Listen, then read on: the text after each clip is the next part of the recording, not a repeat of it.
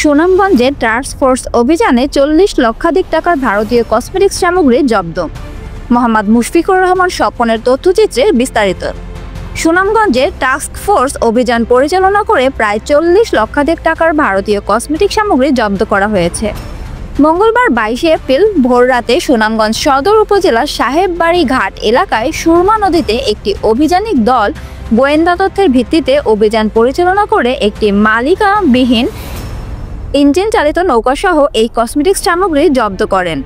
এসব কসমেটিক্স সামগ্রীর মধ্যে রয়েছে 6130 piece Betnovate C white tone Pond's bright cream ও অন্যান্য কসমেটিক সামগ্রী এবং 4170 পিস প্যাকেটজাত বিস্কুট, যার আনুমানিক মূল্য 40,12,920 টাকা।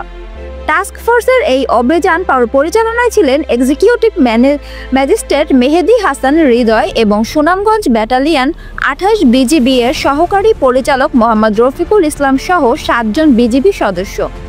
বিষয়টি নিশ্চিত করে সুনামগঞ্জ ব্যাটালিয়ন 28 বিজিবি এর অধিনায়ক lieutenant colonel AKM Zakaria Kadir বলেন, ঊর্ধ্বতন সদর দপ্তরের নির্দেশনা অনুযায়ী সীমান্তে নিরাপত্তা রক্ষা, চোরাচালান প্রতিরোধ, বিজিবির অভিযানিক কার্যক্রম ও গোয়েন্দা তৎপরতা সর্বাত্মকভাবে অব্যাহত রয়েছে। আটককৃত ভারতীয় কসমেটিক্স সামগ্রী শুল্ক কার্যালয় সুনামগঞ্জে জমা করার কার্যক্রম প্রক্রিয়াধীন রয়েছে। স্থলপথের সাথে সাথে নৌপথও ব্যবহার করছে। বিভিন্ন অবৈধ ভারতীয় পণ্য স্থলপথের সাথে সাথে তারা নৌপথও ব্যবহার করছে। এতদ প্রেক্ষিতে আমরা সীমান্তে স্থলপথে যে আমাদের আভিযানিক কার্যক্রম এবং তৎপরতা বৃদ্ধি করেছি।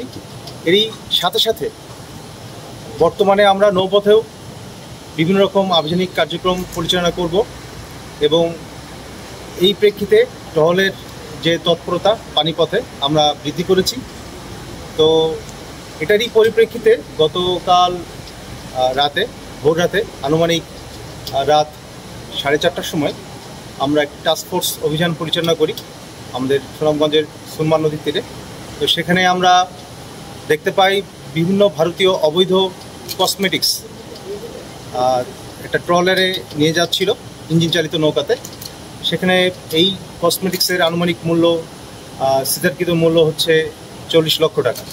তো আমরা যেটা বললাম যে এই নৌপথে যে অবৈধ মালামাল নিচ্ছে চোরা কারবারিরা, এটার জন্য আমরা আমাদের গোয়েন্দা তৎপরতা বৃদ্ধি করেছি এবং এর সাথে সাথে আমাদের যে আভিযানিক কার্যক্রম, এটার মাধ্যমে আমরা আশা করব যে খুব দ্রুত এই পানিপথের যে চোরাচালান এটা আমরা বন্ধ করতে সক্ষম হব।